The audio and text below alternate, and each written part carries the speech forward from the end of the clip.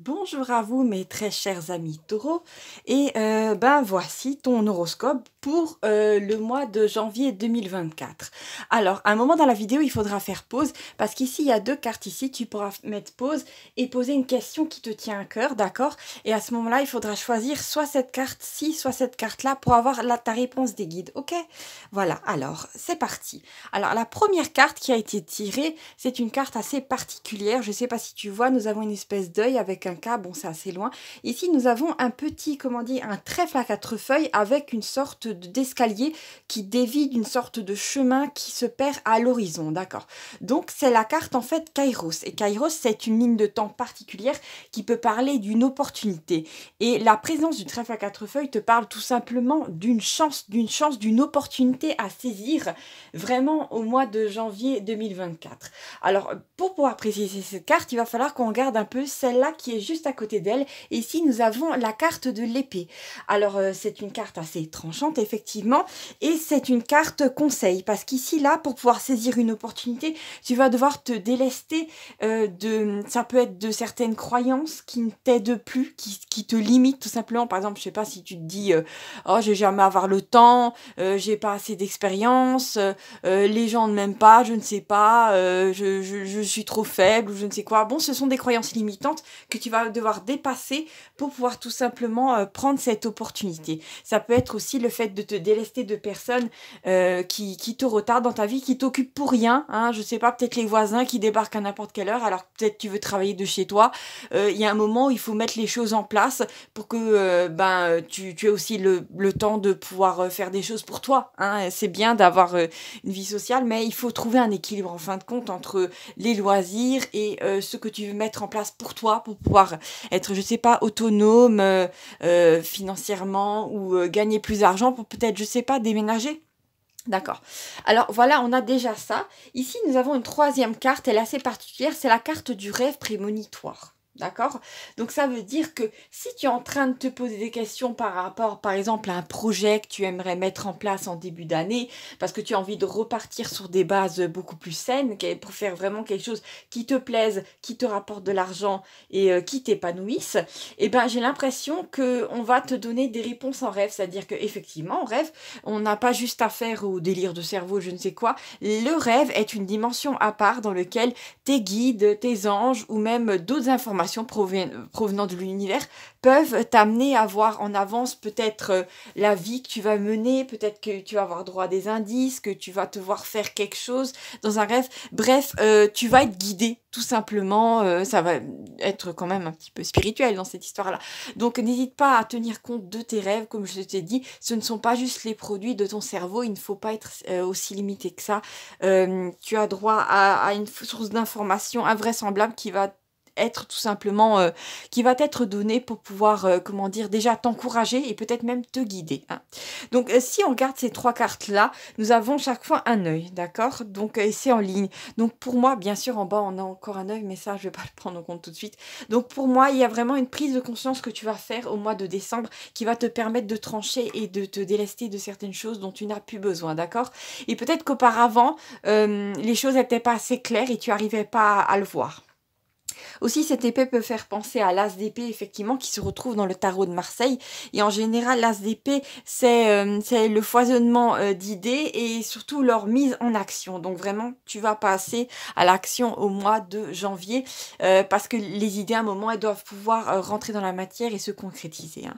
Ici, nous avons une carte de communication. Alors effectivement, tu vas peut-être parler plus autour de toi ou tu vas recevoir une information importante. Il est possible que tu décides, par exemple, d'enseigner dans un certain environnement, je sais pas, de prendre la parole, d'être un peu plus sur le devant de la scène. Peut-être, je sais pas, si tu es coach ou autre chose. En tout cas, les gens vont t'écouter parce que tu as une certaine expérience, même si tu as peut-être tendance, je sais pas, à te dévaloriser, comme beaucoup de gens hein, sur cette planète.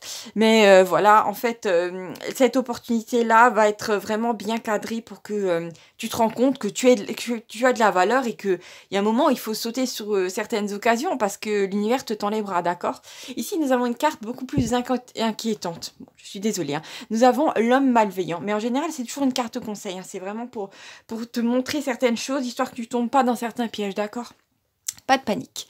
Donc effectivement, il y a quelqu'un qui peut-être va, comment dire, peut-être que tu vas soulever la jalousie d'un homme, ou peut-être que, comment dire, vu que, bon, là, on a une énergie masculine, de quelqu'un qui a peut-être tendance à se mettre en avant au détriment des autres, je sais pas, un pervers narcissique, ou quelqu'un qui ne va pas supporter, en fait, que tu prennes la décision de prendre cette opportunité, ou peut-être que cette personne attendait cette opportunité, mais en fait, cette personne n'est pas faite pour cette opportunité, elle est pour toi, d'accord? Donc surtout, ne te mets jamais en deuxième position. Si quelque chose arrive pour toi et que voilà, tu as les compétences, ben c'est pour toi. Hein. Il y a un moment où les autres n'ont qu'à faire leur travail de leur côté. Hein, voilà. Et ben oui, bon, donc on aura cette énergie un peu de jalousie, ou c'est peut-être un ex un petit peu boulet, un boulet qui va essayer tout simplement de te retarder en t'occupant d'une manière ou d'une autre. Donc vraiment, j'ai remarqué qu'il est juste en dessous. Là, je viens de remarquer qu'il est juste en dessous de l'épée. Ça fait penser un petit peu à l'épée de Damoclès. Donc je pense que cette personne-là qui t'a beaucoup énervé, qui t'a beaucoup mis des bâtons dans les roues, a une épée de Damoclès suspendue au-dessus de sa tête. Parce que quand on envoie, il a sûrement envoyé dans l'univers via toi de la colère, de la culpabilité, de la peur. Il a peut-être fait tout un tas de mauvaises choses. Et bien en fait, ça va lui tomber dessus d'un moment à un autre. Et voilà, ce seront des dégâts qui vont se produire dans sa vie personnelle et professionnelle. Et tant pis pour lui, à un moment, il a besoin d'apprendre sa leçon, d'accord ? Donc c'est un mauvais karma pour cette personne, donc pas de problème, il suffit, comment dire, de garder confiance. J'ai l'impression qu'il va être vraiment écarté assez sauvagement de ta vie. Si on regarde vraiment la ligne comme ça, on a même en bas, j'avais même pas remarqué, bon, maintenant je regarde avec vous, hein, la carte de l'hypocrite. Donc pour moi c'est quelqu'un qui peut-être dans un premier temps t'a toujours fait croire qu'il était dans tes intérêts, comment dire, qu'il faisait les choses pour toi, alors qu'en fait c'est peut-être quelqu'un qui a fait en sorte de te saboter, de t'occuper un maximum pour que tu n'aies pas le temps peut-être de t'occuper de ta vie professionnelle ou de toi-même, ou peut-être, bon, voilà. Donc cette énergie, elle est présente, mais t'inquiète pas, comme je t'ai dit, c'est temporaire. Ici, nous avons une autre carte assez intéressante, c'est la carte de la friend zone. Alors ça veut dire en fin de compte qu'il y a un ami peut-être oui, dans ton entourage amical, c'est évident, ou même ça peut être professionnel, ça peut être un collègue, quelqu'un qui commence à développer des sentiments pour toi et qui aurait peut-être envie de te proposer de dîner, de sortir, de faire des sorties, justement. J'ai l'impression que c'est quelqu'un qui a envie de s'aérer, quelqu'un qui est peut-être même dans le domaine de la spiritualité, qui est peut-être un petit peu rêveur, c'est possible comme ça. En tout cas, cette personne-là va te faire beaucoup de bien, donc ce sera à toi de voir si ça t'intéresse ou pas. Alors ici, nous avons la carte de la liberté. Regardez, nous avons une cage avec un oiseau qui s'en envole, et pour moi, la cage peut être aussi une cage mentale. Donc c'est vraiment le conseil de ce tirage pour toi, mi-taureau, c'est de te, comment dire, de sortir de tes limitations, d'accord, et de saisir les opportunités. Donc vraiment, là c'est vraiment, le conseil c'est, pas, là c'était plutôt se libérer dans la matière, là c'est plutôt se libérer mentalement, d'accord.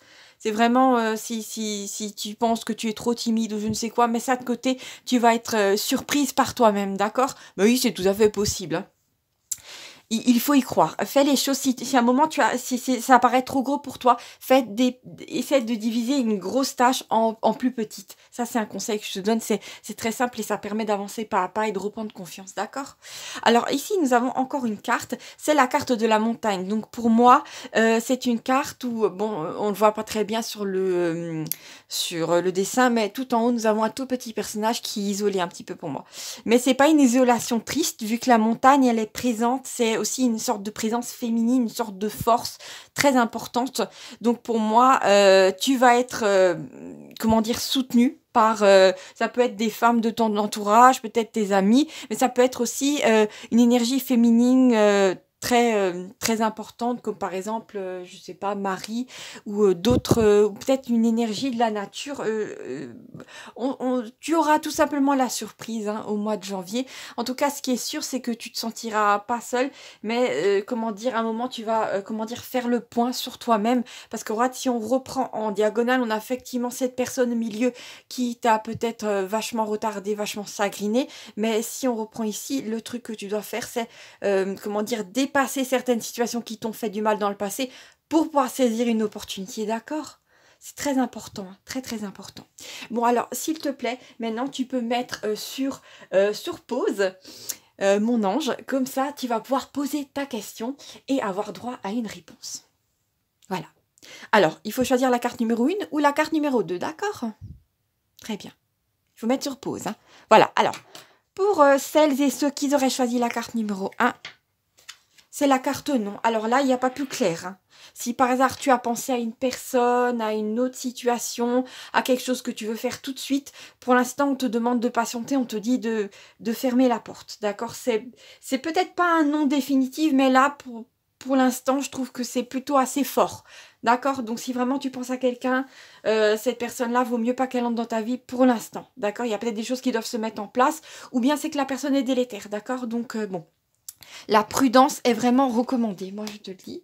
Pour ceux-là qui auraient choisi la carte numéro 2. Alors, qu'est-ce que nous avons ici? Nous avons la carte bien. Donc, pour moi, c'est une carte positive qui dit légèrement oui. Donc, si tu te poses des questions par rapport à certains projets ou certaines personnes, non seulement tu es aligné, mais en plus, tu es effectivement sur un très bon chemin de vie. Donc, ça va que aller en s'améliorant. Les guides sont fiers de toi et les gens autour de toi vont ressentir de la fierté. Ton entourage va être fier de faire partie de ta vie. Et c'est une carte très positive. C'est une excellente évolution. D'accord ? Voilà, voilà mes amis taureaux, je vous remercie vraiment d'avoir choisi ce tirage parmi tous les autres. Je vous embrasse très très fort, n'oubliez pas de vous abonner pour ne rien manquer des nouvelles aventures qui vont vous attendre en 2024. Et à bientôt!